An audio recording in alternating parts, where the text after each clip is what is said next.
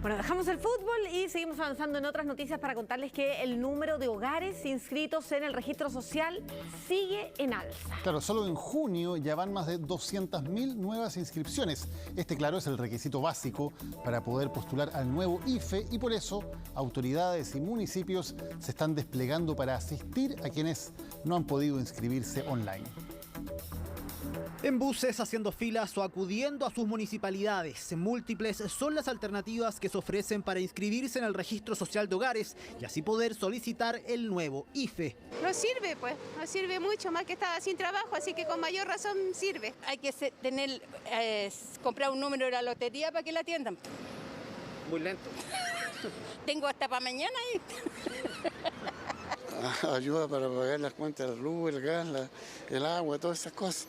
El nuevo IFE llegará al 100% de quienes estén en el registro social de hogares, dejando afuera solamente a quienes superen los 800.000 pesos per cápita por hogar. Y según los datos entregados por el Ministerio de Desarrollo Social, solo en junio se han recibido 265.535 inscripciones. Tenemos brechas muy relevantes en materia de personas que están fuera del registro social de hogares.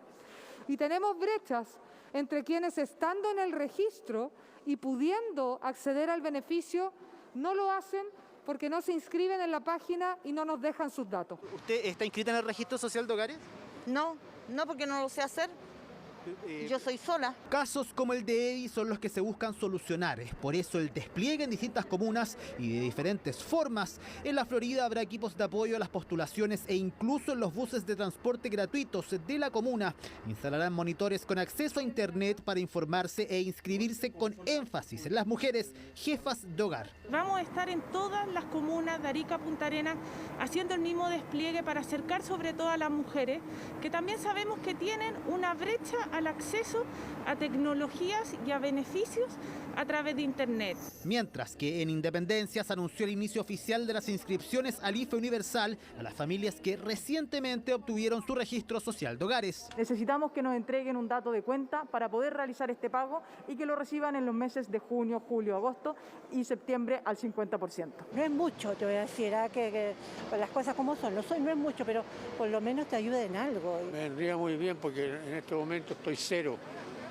señor. Las personas que no reciben el beneficio de forma automática y sean parte del registro social de hogares deben postular hasta el 15 de junio en ingresodeemergencia.cl y los pagos se recibirán a partir del 29 de junio, fecha en que se abrirá el periodo de apelación para quienes no reciban el dinero y consideren que lo necesitan. 11 vecinos de Puente Alto quedaron en prisión preventiva por golpear hasta la muerte a un hombre al que sorprendieron robando un celular. Fue el dramático desenlace de lo que comenzó como una detención ciudadana y que se transformó en un homicidio. 5 de diciembre de 2020 y un grupo de aproximadamente 20 personas se abalanza contra un sujeto al que acusan de intentar robar el celular de una mujer en plena calle en la comuna de Puente Alto. Lo que comenzó como una detención ciudadana terminó en un linchamiento, con golpes de puño, pies y palos. Incluso algunos de los vecinos apuñalaron al supuesto ladrón. 10 minutos después de la golpiza, murió en el lugar. Fue identificado como Carlos Rivas Pérez, de 27 años de edad. Los vecinos lo detuvieron, se les pasó la mano. No estoy de acuerdo en lo que pasó, pero sí la comunidad ya está aburrida de tanto asalto. Aquí al frente asaltan todas las mañanas, los portonazos. Tienen que investigar qué pasó. Hemos tenido muchos asaltos, muchos robos aquí. La gente, como le digo, les pegan. Nosotros de repente antes en un asalto no era tanto que te robaban, no, ahora no te pegan o andan con armas. Tras 5 meses de investigación y gracias a las cámaras de seguridad del sector, la Brigada de Homicidios de la PDI identificó a 11 vecinos que habrían participado en los hechos.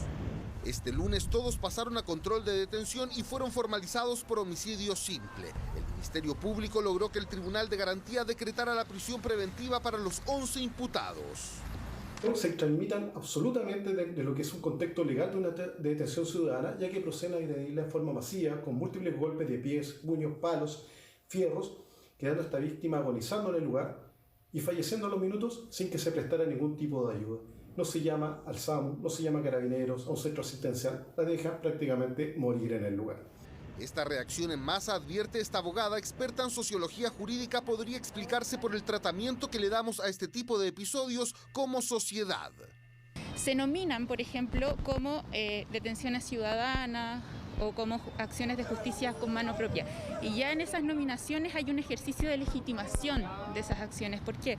Porque cuando yo digo que en una acción como esta lo que es una detención ciudadana, digo que ahí hay un ejercicio ciudadano, que en esa violencia hay un ejercicio ciudadano. Ahora los 11 imputados por la muerte del hombre de 27 años arriesgan penas que podrían superar los 10 años de cárcel.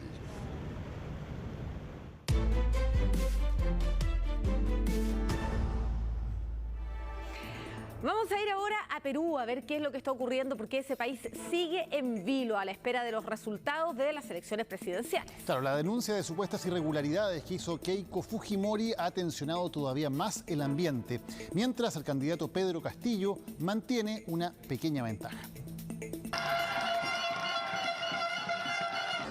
La presidencia de Perú se disputa voto a voto con una agónica recta final que tiene a todo un país en vilo en medio de la incertidumbre por el resultado. Keiko Fujimori denunció un supuesto fraude electoral.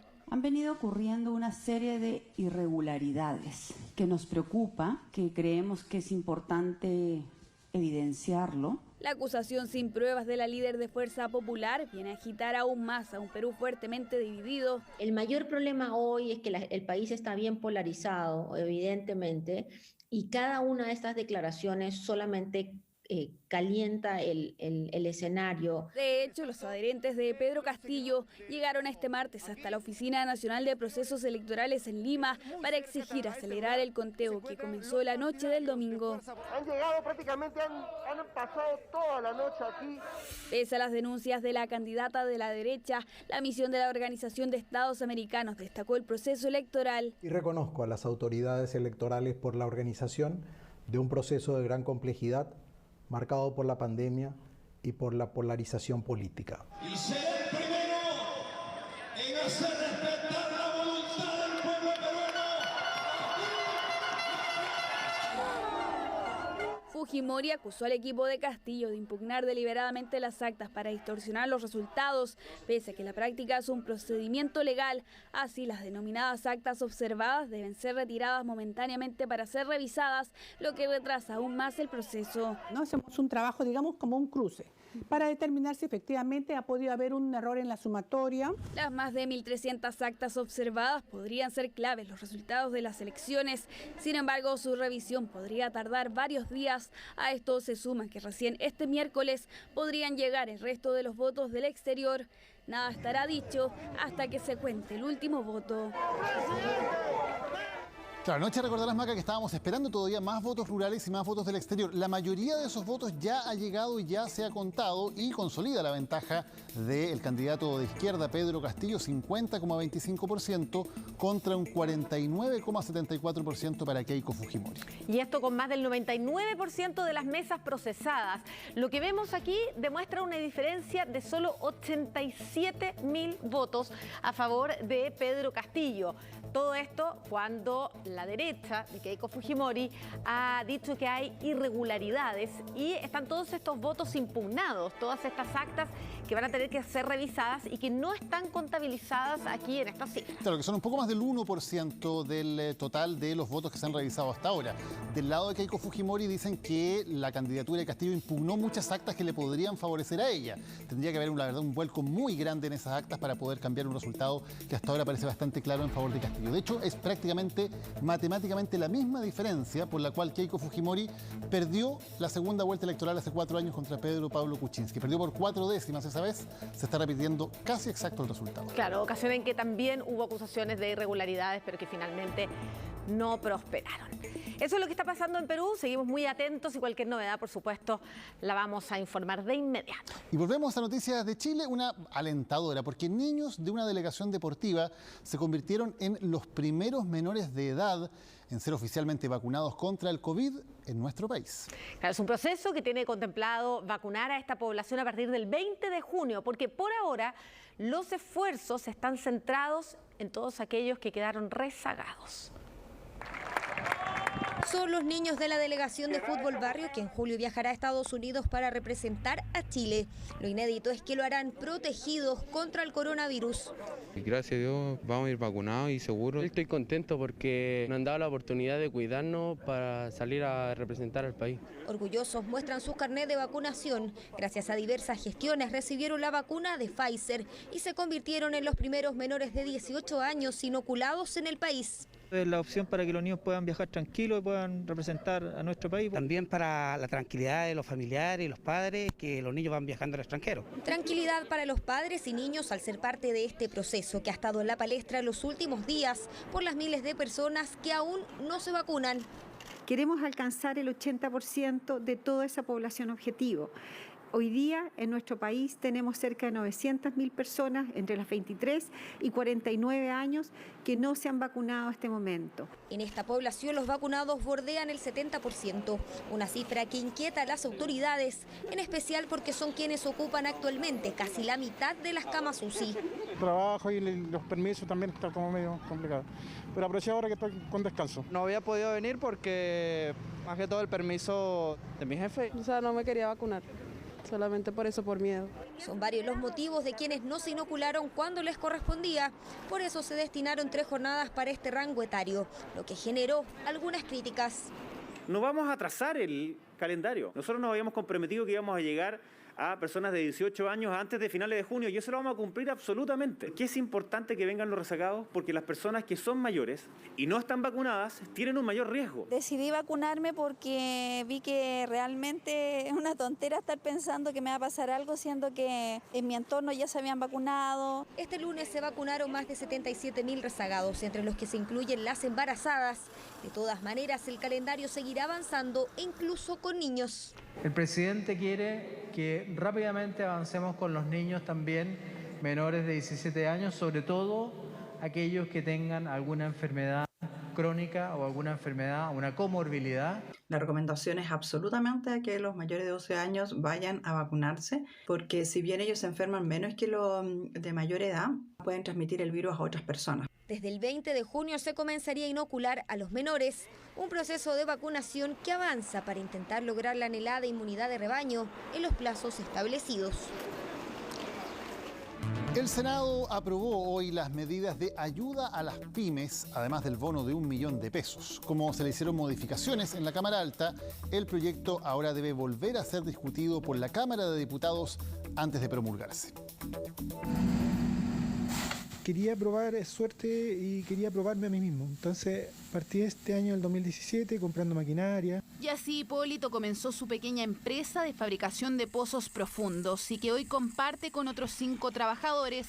Pero a medida que avanza la pandemia, salir adelante es cada vez más difícil. Hemos llegado al día a día prácticamente a pagar los sueldos. Estos bonos que podrían llegarnos, podrían apoyarnos mucho en estabilizar esto. Ansia de estabilidad que esperan miles de pequeñas empresas y que hoy es tema del Congreso.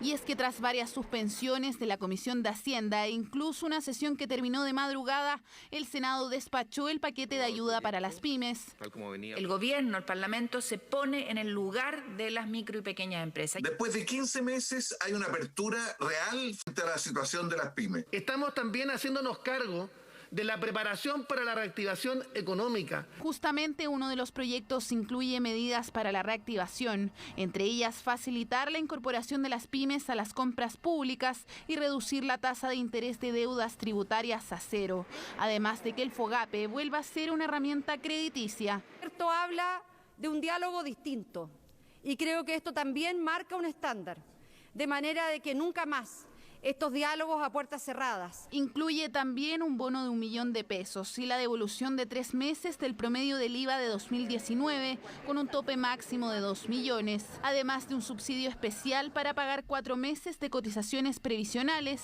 que aumenta 20% en el caso de las mujeres dueñas de pymes. El día de mañana vamos a la Cámara de Diputados y ojalá podamos avanzar rápido para poder, ojalá, aprobar durante esta semana y empezar ya los procesos para los pagos de estos bonos la próxima semana. En caso de que la iniciativa se apruebe, las pymes podrán solicitar los bonos de forma electrónica en el Servicio de Impuestos Internos y recibir el pago en un plazo de 20 días. Consideramos que fue un muy buen avance, también tenemos mucha esperanza. Tienen que haber mucho más medidas para que logremos reactivar a las 300.000 pymes que hoy día están en riesgo de quiebra. Todos los recursos ayudan, porque te da estabilidad y le da estabilidad a la gente que trabaja contigo.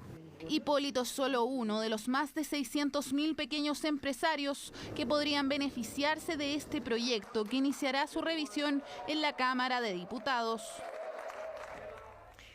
84 delincuentes chilenos han sido devueltos al país desde el extranjero en lo que va de este 2021. Claro, el último de ellos fue el integrante de una banda que se dedicaba a robar casas en Londres. En uno de sus atracos se llevó joyas avaluadas en más de 400 millones de pesos. Manos atadas, así volvía al país. En sus muñecas ya no estaban los relojes que había sustraído y que tanto le gustaba lucir por redes sociales. Habían sido reemplazadas por esposas, como símbolo de su actuar delictual. Arribó a Chile en calidad de deportado un ciudadano chileno, proveniente desde el Reino Unido, de Londres específicamente, por cuanto él había cumplido condena por el delito de robo en ese país. Llegó a Chile, ¿cierto?, y mantenía 2 órdenes de detención pendientes por los tribunales de Chile. Son los antecedentes de Kevin Gabriel González Machado, de 20 años, quien el sábado arribó a Chile. Cumplió condena por una serie de delitos en compañía de 2 compatriotas, Gonzalo Rojas Alarcón, de 32 años, también ya deportado, y Andrés Gerardo Campos Poblete, de 24, que aún está encarcelado en Londres. El martes 30 de octubre de 2018, el trío entró tras romper una ventana del primer piso de una casa en la calle Penn, en Beaconsfield, robando relojes, carteras exclusivas y joyas avaluadas en 400.000 libras esterlinas. Es decir, más de 405 millones de pesos chilenos. Así la prensa del exclusivo condado de Southwark, al oeste de Londres, informaba la detención de la banda chilena que causaba preocupación, porque no solo entró a esa casa, sino que a 2 propiedades más. El modus operandi va cambiando de acuerdo al país, aunque si usted me lo pregunta, el Reino Unido particularmente prefieren, ¿cierto?, el robo en habitaciones, ¿cierto?, con escalamiento o robo con fuerza, en donde tratan de evitar los moradores, porque claramente eso va a aumentar la pena. Así surgieron las primeras pistas de la banda, que incluso subía a redes sociales fotos visitando los atractivos de Londres. Evidencia forense en ambas propiedades vinculó a los 3 sujetos a los robos y la policía identificó el auto en que se movilizaban. Una detención y posterior condena en las que fue clave la cooperación entre policías, lo que sirve para conocer mejor los modos de actuar antes y después de los robos. Usualmente estas personas cuentan con un tiempo prudente de haber estado en algunos países en el extranjero, generan redes de contacto donde pueden reducir. Pero para ellos es mucho más importante enviar los botines. Esta fue una compleja e intensiva investigación. Desafortunadamente, las víctimas perdieron una gran cantidad de valiosa joyería, la que no pudo ser recuperada pese al esfuerzo sin descanso de la policía. Pese a la pandemia y reducción de viajes, 84 ciudadanos chilenos han sido repatriados por cometer delitos en lo que va del año 2021, cifra que da cuenta del lamentable avance de esta vergonzosa exportación no tradicional. Las bencinas, los pasajes de buses y los mariscos, entre otros productos, aumentaron el costo de la vida en mayo.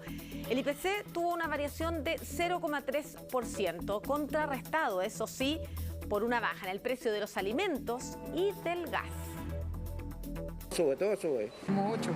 La plata baja y las cosas suben. Dicen sentir y vivir lo mismo. Para muchos chilenos, lidiar con los gastos necesarios se hace día a día más difícil.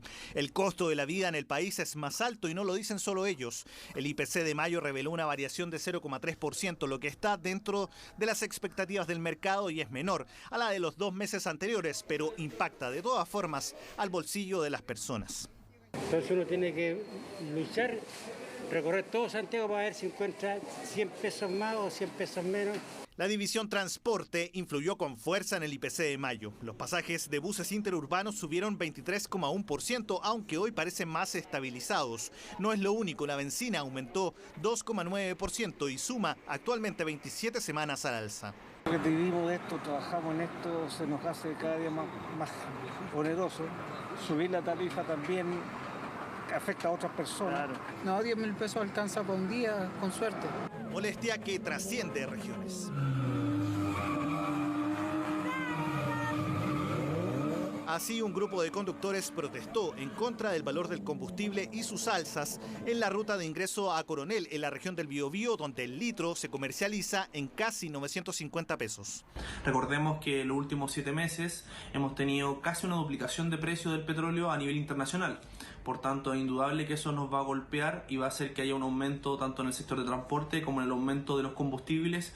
Los pescados y mariscos también aumentaron su valor en mayo en un 2,9% y el pan en un 1,4%. Pero ojo, porque la división alimentos y bebidas no alcohólicas mostró un descenso. Las carnes cayeron 1% y especialmente el pollo lo hizo en un 3,7%. Tiende a la baja ahora. Un tiempo estuvo muy al alza por el tema pandémico y todas esas cosas, pero ahora ya se ha estado normalizando el mercado. El gas licuado, que venía al alza, tuvo un descenso de 2,6%. El gobierno ha resaltado el descenso del valor de los alimentos y descartó medidas como las tomadas en Argentina. Producto de esta política de fijación de precios disminuye el abastecimiento y eso produce aumentos de precio en mercados negros o informales. De todas formas, la inflación presente en la economía actual genera ruido de cara al futuro. Probablemente superemos lo que es el rango meta del Banco Central entre el 2 y el 4%. La buena noticia es que deberá ser algo transitorio. Producto de esta variación del IPC de mayo, se espera que la UF suba cerca de 88 pesos. Actualizamos la situación del COVID en Chile. Prácticamente ya no quedan camas críticas disponibles en gran parte del país. Ante esta situación límite que se está viviendo en las UCIs, las autoridades intentan habilitar 500 camas más. Sin embargo, hospitales y clínicas advierten que la falta de personal y el desgaste de los equipos humanos hacen muy difícil seguir aumentando su capacidad. Este año, dada la tremenda situación que estamos viviendo, hemos logrado implementar 90 camas de cuidados críticos con el apoyo de todos nuestros equipos, lo cual es el máximo que nuestra clínica puede implementar. Es el esfuerzo sobrehumano que ha realizado la clínica alemana. Antes de la pandemia tenían 25 camas críticas, hoy tienen 90. Un apoyo al sistema y una respuesta al requerimiento de la autoridad. Todo para que ningún paciente se quede sin una cama si lo necesita. Nosotros hemos aumentado nuestra capacidad de camas críticas en más de 4 veces. En estos últimos meses. Clínica Santa María tenía 19 camas críticas hasta antes del inicio de la pandemia. Hoy estamos en 85 camas críticas. Ya se han estado reconvirtiendo camas en el día de ayer, hoy día nuevamente, y se está haciendo el máximo esfuerzo posible. Es la gestión que han realizado los entes privados de salud para reforzar la red integrada, que hoy, después de un año de pandemia, posee 4.490 camas críticas habilitadas. Sin embargo, pareciera que tal cifra no es suficiente. En 2 semanas más, cuando los contagios de hoy se agraven, se podrían llegar a necesitar 5.000 camas. Esperamos no tener que llegar a ese número que se estaba diciendo. Pero indudablemente lo que hay que dejar en claro a nuestra población que estamos haciendo todo lo posible y ningún paciente va a quedar sin la atención. Una meta que en lo concreto pareciera difícil de cumplir. No es llegar y aumentar las camas, existe una gran logística detrás. Hay varias limitaciones. La más evidente es el recurso humano, que el mismo recurso humano que atendía 1.000 camas críticas ahora atiende a prácticamente 4.500. La segunda limitación es la planta física de los hospitales públicos y privados. Falta de recursos, personal y espacio físico dentro de los mismos recintos van haciendo compleja la tarea de aumento de camas. Esfuerzos que lamentablemente comienzan a quedar cortos debido a las altas cifras de contagios y el nivel de ocupación de las UCI, que hoy solo tienen 145 camas críticas disponibles. Vamos a un breve alto. Al regreso les contaremos del asalto en una casa de adultos mayores. Les robaron el auto y sus recuerdos familiares. Chilevisión Noticias. Estamos de vuelta. Una pareja de adultos mayores fue víctima de un violento asalto en Ñuñoa. 2 delincuentes los amenazaron, los maniataron y luego robaron un auto especialmente adaptado para el uso de uno de ellos que tiene un grado de discapacidad. Estábamos viendo televisión y de repente aparecieron estos 2 delincuentes, uno con un atornillador, se tiraron contra mía, nos amarraron y ¿dónde estaba el dinero? Garabatos vienen, garabatos van. Todavía nervioso por el violento asalto que había sufrido, Jorge relata los difíciles momentos que vivió junto a su mujer cuando 2 delincuentes ingresaron en su casa y perpetraron un violento asalto. Proceden a amarrarlo en uno de los dormitorios y ellos sustraen distintos tipos de especies como notebook, televisores y cámaras fotográficas. Posteriormente sacan el vehículo de propiedad del dueño de casa y se dan a la fuga. El momento de la huida de los delincuentes quedó captado en una cámara de seguridad donde se logra ver el vehículo de las víctimas. Este no sería un auto cualquiera. De las víctimas tiene cierto grado de discapacidad. Este vehículo cuenta con un sistema modificado para la conducción para este tipo de personas. Jorge lamenta la sustracción del trabajo de toda una vida como fotógrafo y también que se hayan llevado diversos recuerdos familiares. Tengo mis cosas de fotografía y lo que más me duele es mi familia. Tengo todas las fotos de mi familia por años, para mí eso es súper importante. Este era un barrio tranquilo. Pero ya con esto, olvídate. Y aun cuando en 22 años viviendo en este barrio nunca antes habían vivido un robo, sus vecinos dan cuenta de una complicada realidad. Malo que está hace rato. Suecia y Sucre ahí todos los días están robando. En todas partes andan. Hay muchos delincuentes aquí. La mayoría de nuestros vecinos somos gente de la tercera edad y que tenemos que cuidarnos solamente.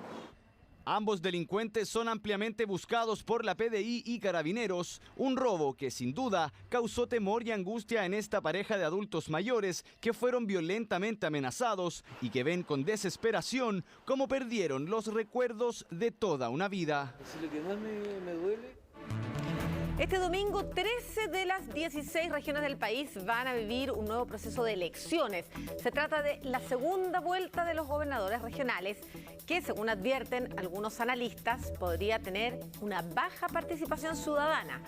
La falta de interés, la desinformación, incluso el desconocimiento de los cargos a elegir podrían ser algunos de los factores que incidan en la abstención.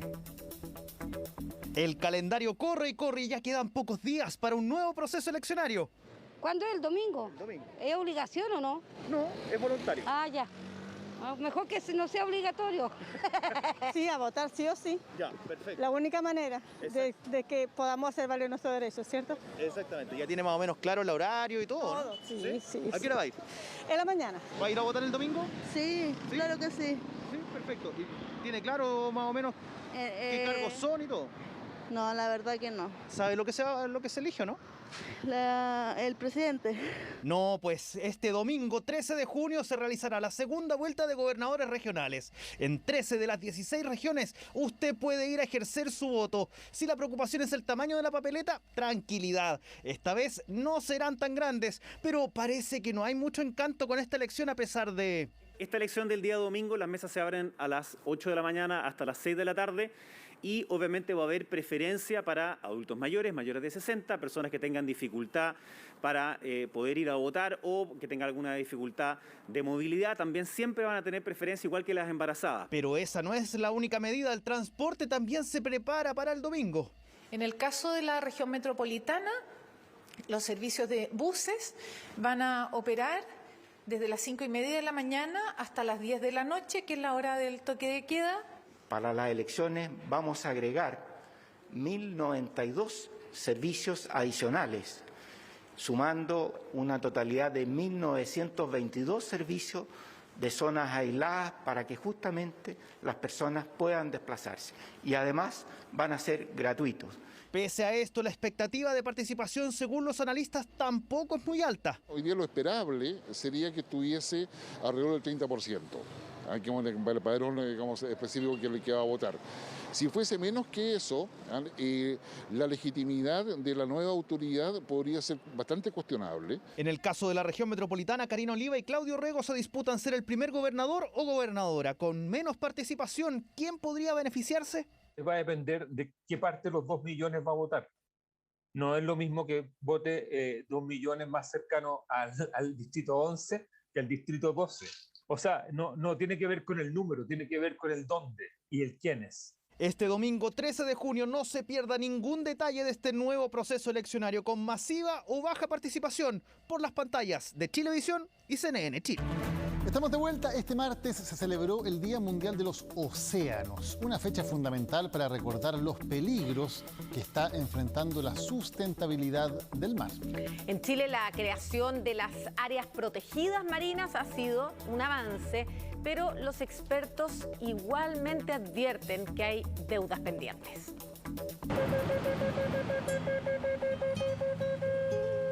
Isla Guafo requiere una medida de protección. Proteger, pero proteger bajo esta mirada que tienen las comunidades. Son ellas quienes viven, sienten y valoran lo que es tener al océano como vecino. Ellas entienden la importancia de cuidar cada vida de este ecosistema. Por eso las comunidades de Isla Guafo se movilizaron para proteger la zona con la declaración de un espacio costero marino de pueblos originarios. Cuenta con un reconocimiento y una importancia cultural y ancestral súper importante y relevante para las comunidades indígenas del sur de Chiloé.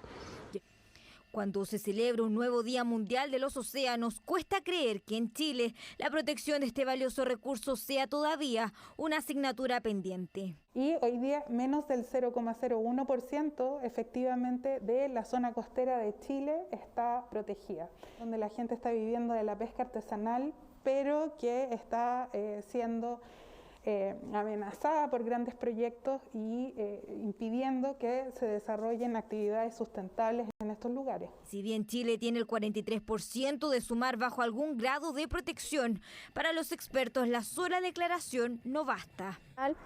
Había partido como un proceso de decretarlas y luego habían quedado un poco a la espera de los próximos pasos. Hay una complejidad de la cantidad de instituciones desde las que tienen que verse involucradas. Pero necesitamos hacerla efectiva mediante la generación de planes de manejo para cada una de nuestras zonas marinas protegidas. Manejo que contempla programas de fiscalización y vigilancia, como también financiamiento para su correcto manejo. Mientras esperamos estos planes, abramos también los ojos como ciudadanos. ¿Qué estamos haciendo para cuidar nuestro océano? Hoy vemos que su sostenibilidad está en riesgo, principalmente por la sobrepesca, los desechos plásticos y la acidificación son las principales amenazas que vemos hoy día. Diferentes historias que se han contado frente a él, algunas con tintes románticos, otras más amargos, pero en todas él permanece ahí. Parece eterno, pero no lo es, y depende de las autoridades y de cada uno de nosotros que siga estando vivo y saludable, porque podríamos perder su riqueza si lo recordamos solo en el Día Mundial de los Océanos. Cuando faltan 14 minutos para la 1 de la madrugada, estamos terminando las noticias. Muchas gracias por acompañarnos y por quedarse con nosotros hasta esta hora. Sí, si todavía tienen ganas de ver goles, en Chilevisión Goles Qatar. Mantenemos la esperanza y el optimismo pese a todo. Y en CNN Chile ya viene Agenda Económica. Que estén bien y nos vemos mañana. Muy buenas noches. Buenas noches.